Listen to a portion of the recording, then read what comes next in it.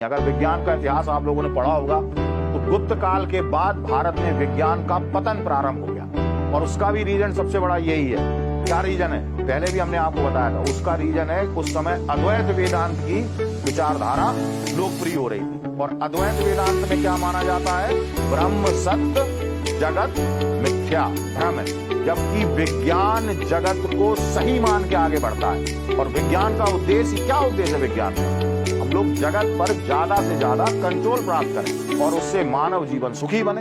यही तो उद्देश्य है कि जितना आप प्रकृति को, नेचर को, जगत को समझोगे उतना ही उस पर कंट्रोल कर लोगे और कंट्रोल कर लोगे तो उतना ही हमारा जीवन सुविधाजनक होगा।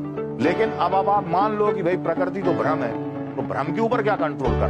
तो वहां से फिर भारत में विज्ञान की धारा कम होती चली गई और अब कहानी तो आपके सामने है ही। ठीक है, तो ये लोग सब विज्ञान विरोधी बातें करते हुए आपको मिलेंगे। एक ही विचारक थे जो सिर उठा के विज्ञान के पक्ष में बोलते थे, तो उनकी क्या दुर्दशा की गई भारत में आप ये भी जानते हो। चारवाक थे जो बिल्कुल साइंटिफिक अप्रोच रखते थे और उस समय रखते थे जबकि उनके पास कोई लैब नहीं थी, कोई प्रयोगशाला नहीं थी, अपनी बात को सिद्ध करने का कोई तरीका नहीं था, लेकिन उनके पास तर्क थे।